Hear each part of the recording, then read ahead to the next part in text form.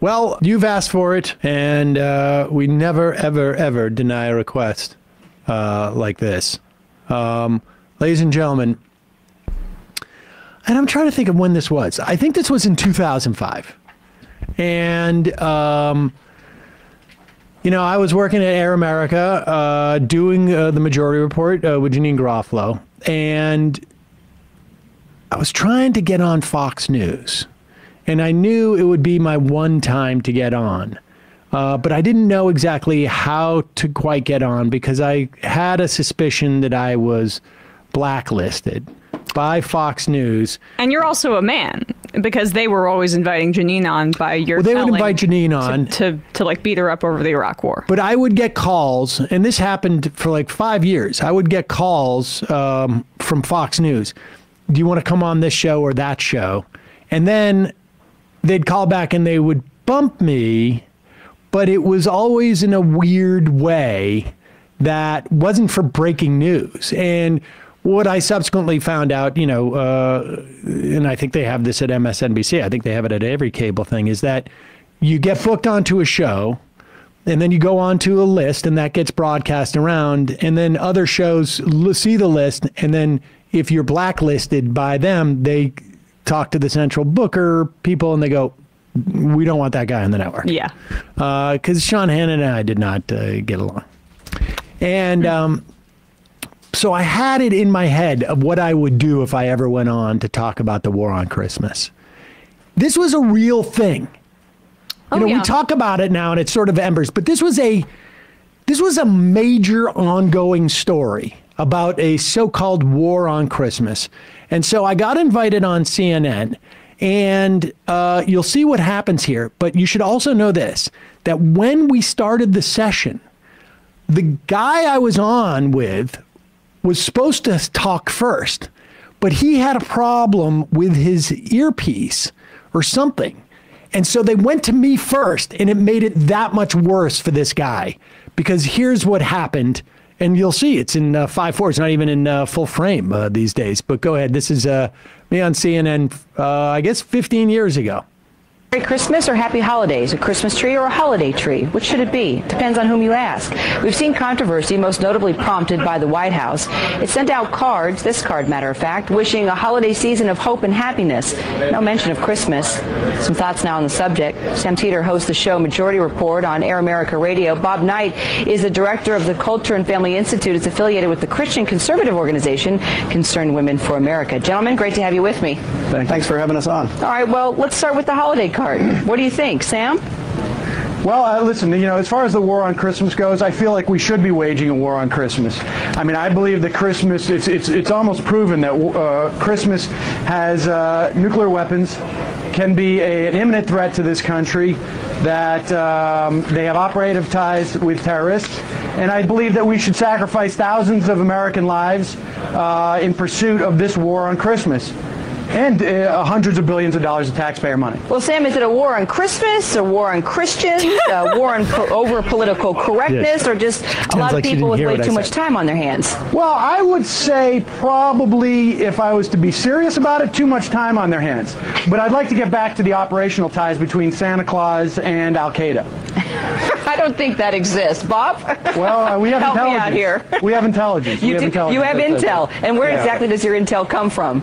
Well, we have tortured an elf. And that's it's actually how we got the same information from al-Libi. That's exactly the same way the Bush administration got this info about the operational ties between Al-Qaeda and Saddam. Okay, Bob Knight. Sam is tying in now the lack of information regarding weapons of mass destruction, somehow moving that into Santa Claus. Help me out here. What's going on? I mean, is this a war on Christians, a war on Christmas? Is this too much political correctness?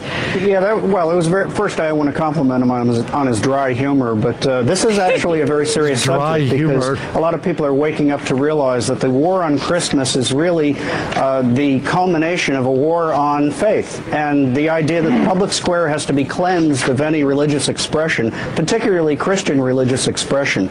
You know, at one time, Happy Holidays was a welcome addition to Merry Christmas, so you wouldn't say the same thing over and over again, but a lot of people now see it as a substitute. Pause it. I feel like when I'm watching this, like I'm watching like stuff that I show Saul of like black and white, comedy movies. Like he can get through the Abbott and Costello, like who's on first bit, for a while, and then all of a sudden he's just like, why, like what's going on here?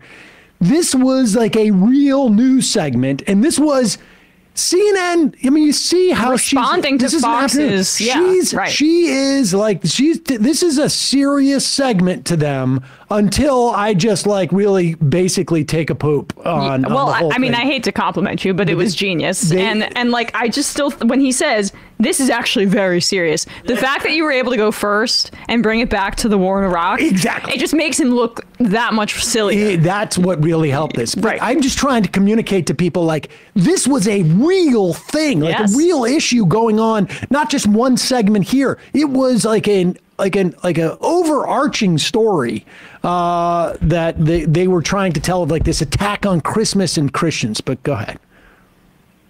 Same thing over and over again, but a lot of people now see it as a substitute, and it's very gratuitous at times, and it's actually insulting when you're talking about Christmas Day or a Christmas tree, and you can't bring yourself to use the word for fear of offending someone. In the name of diversity, we're a less free country when that happens. It's interesting, Sam, because, I mean, this is a time where, if anything, we want to be even more sensitive to diversity, considering everything that's happening with regard to war on terror. We're learning so much more about different religions, different ethnicities, and trying to become more of one versus being segregated. Yeah, well, Kara, I mean, listen, I would like Bob to tell me who is the person who has been offended by someone saying Merry Christmas to them. I've never met that person. I don't celebrate Christmas, but if someone says Merry Christmas to me, and I either think, well, it's a little bit odd, it's like me saying Happy Birthday to you on my birthday, but no one cares. But I'll tell you this, as we wage the war on the war on the war on the war on Christmas on our radio show, News Corp, Fox News, those people who have started this entire war on Christmas meme, fake war, they're having a holiday party. President Bush saying happy holidays, Tokyo Rose, Laura Bush, saying happy holidays to her dogs in the video. I'm sure you've seen it. I mean, these are the things that we should be talking about when we are waging this war in Iraq. We should be equating it to the war on Christmas. What else would Bob Knight have an opportunity to do? How else would he get on television if he wasn't pretending to be attacked? This would be funny, except it is serious to a lot of people who have seen their faith cleansed from the public square systematically. Are you suggesting, Bob, that someone can't celebrate Christmas in America? I mean, tell me about the person who can escape these get a word in here? Go ahead, Bob. Go ahead, Bob. I'm talking about things like in Ridgeway, Wisconsin, where the school children in the public school were told they couldn't sing Silent Night. So they substituted Oh Cold Night. I think when you take Jesus out of anything, it gets pretty cold, so it's apt. It's outrageous. He's trying to get his jokes in. But when I do it, it's just my dry humor, and there's some people take this seriously. But when you take Jesus out of it, it is a cold night. Am I right? To be honest, I think he was feeling a little inadequate. And he's like, I've got. Oh, he had that joke written already. It wasn't that he worked that out himself. All right, go back just a little bit. So they substituted Oh Cold Night. I think when you take Jesus out of anything, it gets pretty cold, so it's apt. But it's outrageous. They had children actually singing a bastardized version of Silent Night. Well, Bob, you see Christmas trees called holiday trees. But I don't consider Jesus the Messiah. And so if you're going to ask me to praise Jesus, I'm going to be a little offended. Well, I don't think the singing of the song that you can find other songs to sing. So what about Silent Night? So what? So because you're offended, none of those other kids can celebrate the great heritage of Christmas. I'm not the one who said they couldn't do that. No, I'm not the one who you're a Grinch, but you're trying to force. You're a Grinch. Why are you trying to force conversions on people? Let me ask you guys. Yes, you are singing a Christmas carol. Absolutely. Let me ask you guys about the pressure that's been put on stores, for example. American Family Association called for the boycott of Target stores the weekend after Thanksgiving, accusing the chain of banning the phrase Merry Christmas from its stores, a charge that Target denies. Pressure from conservative groups. I'm sorry. This is just exactly the same shit that we see every day now, except just substitute, they don't like Christmas to they're imposing a trans agenda. But it's or before that, the fact that they support Black Lives Matter. We've got to boycott it's just X, over Y, and and Z. over again It's of what the outrage of the day is. Yes. I mean, this is the way that all of this stuff works. I'm fascinated by what he said earlier, by rewatching this, where he's like, diversity makes our society less free, and it's like that's basically just like what Elon Musk said on Joe Rogan a few weeks ago. It's just the same. I mean, this is the point: is that like these themes were developed, and like you really are looking at like the early development of like any type of technology, right? Like this is back when you actually had to crank the thing to get it going, and now of course it's just a push button ignition. This is where this was the nascent. I mean. It was the next generation and the next generation, and it gets more and more mainstream. But you can see that all of this diversity stuff, right? It starts with fundamentalist religion. And then it emanates out into Joe Rogan, who's like, I don't care about religion. It's just the diversity stuff. Go ahead. The charge that Target denies. Pressure from conservative groups look like it has an impact here. Complaints from the Catholic League. Walmart agreed to create a Christmas page on its website rather than a holiday page. And then Macy's, which is, perhaps more closely associated with Christmas than any other retailer, sent activists a letter touting its use of Merry Christmas in ads and store windows after it was the target of a small-scale boycott last year. I mean, this is pretty amazing, all these boycotts of pressuring all these stores, these businesses, Bob. Well, these businesses are taking millions and millions of dollars in from Christians in particular and others who celebrate Christmas, giving gifts in the name of the Christmas season, and yet they're so worried about offending people like my opponent here that they don't want to mention the word Christmas. People are sick and tired. It's a holiday time. I'm not your opponent. But I do agree with Bob. Yeah, you are. I do agree with Bob that I think what should happen is companies should calculate how much money they're getting from people who are celebrating Christmas and provide exactly that much amount of Merry Christmas, because that is exactly how I would want any type of religious holiday to be celebrated.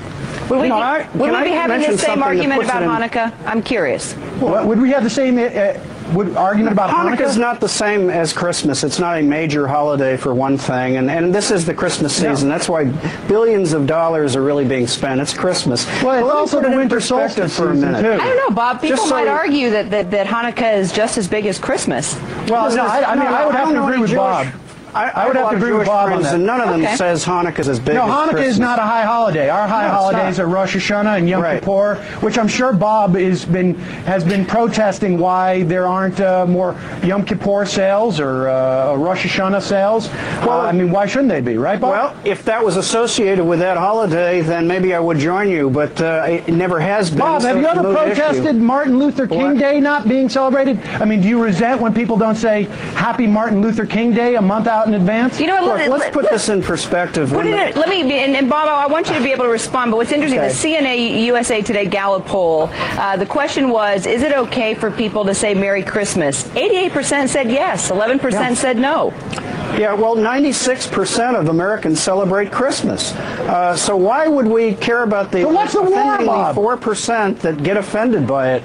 I don't know anybody who'd be offended by someone wishing someone a Merry Christmas. Why do we care? Why are we making all the changes, Bob? I mean, we do. Yeah, Bob, where's the war? Where are the battle lines? I mean, you can tell me that Silent Night can't be sung in one school in Wisconsin. That's just one example. That's not the totality. So don't what create is the totality? The totality is 80. You brought it up. The totality is 88% of the American population has no problem with it. You don't care about the people who don't celebrate Christmas. Fine. But I don't celebrate Christmas, and I don't care, so why are we wasting everybody's time? It's so that you can fundraise. That's why, Bob. I'd like to put this in perspective. Bob, I got to let you have the final thought, Bob. Okay. You know, when the Nazis moved into Austria in 1936. Oh, that is offensive, Bob. They immediately raised Christmas from the schools. Oh, my God. About it. Hold on, Sam. Let Bob make his point. Let Bob make his point. Go ahead, Bob. Okay, Maria Trapp wrote the story of the Trapp Singers that's in The Sound of Music. And she said she sent her kids to school after the Nazis took over, and they came home and said, Mama, we can't say the word Christmas anymore. It's now winter holiday. I think that ought to disturb people that we're moving toward that kind of attitude in this country. The Puritans also outlawed Christmas. The founding fathers of this country would fine you in Massachusetts if you celebrated Christmas at the beginning. So don't talk about Nazis, Bob. I think that's really inappropriate. Why do you have to bring hate to this Christmas and holiday season? That's so sad, Bob. Well, it's the truth. You want to read the book yourself? Well, Bob, it's just sad that you have to raise Nazis when you're talking about Christmas and the holiday season. And we all know that Christmas actually, Tannenbaum, it's a German holiday. Bob, I'm really, really disappointed in you. I'm sorry to disappoint you, but if you can't understand the force of history, to bring up Nazis, Bob? You a Nazi. Oh, who are you calling a Nazi? Gentlemen, who are you calling a Nazi? We got to let it there. I'm not. We could probably. You are, sir. Sam Seder. I'm offended. Air America Radio. Offended. Bob Knight, Director of Culture and Family Institute. Gentlemen, obviously, hey, it's a discussion. Everyone's talking about it. Yes, that is for sure. Or a lot of people are talking about it, I should say. Yeah. Now, I'm just curious. Do I say... You know, you really, when you get into that mode of smugness, it really is satisfying, to be honest with you. I have to say yes, that was like peak smugness and peak fake offended by the I mean, word look Nazi. at your face here. Look at this I'm little enjoying smirk myself. over there. Yeah. You've never been happier in your life. I was pretty happy, yeah. Okay, so what goes through your mind when he brings up Nazis? I'm just like, I can't believe you said Nazi, sir. How could you say the word Nazi? No, but do you not feel like incredible joy that he just walked into a trap that you didn't even know that you said? It was like, it was honestly like, being a kid and a surprise, you can have an ice cream sundae. Mm-hmm. Oh, and surprise, on top of that, we're going to add some extra butterscotch, stuff. And oh, wait a second. It seems we have a whole bowl of extra whipped cream over here. And, would you care for a couple of candies on top of that? I mean, the whole thing was, couldn't have worked out better. And it really was so much because I got the first word in on the premise of this whole thing being a joke. And so by the time this guy opens his mouth, I've already sat there and mocked the hell out of it. And they extended that segment like 5 or 10 minutes. Well, it's good TV. I mean, I just can't believe that, you had made quite clear that you were a Jewish man repeatedly. And he brings up Nazis. And he brings up Nazis. That's how desperate that guy was. Yeah, I think that was pretty uncomfortable for him. Let's go to, and someone made the point that is where I got the Bob that I use for the Bob on Bob's Burgers. Same almost pitch, exactly. Bob, how could you?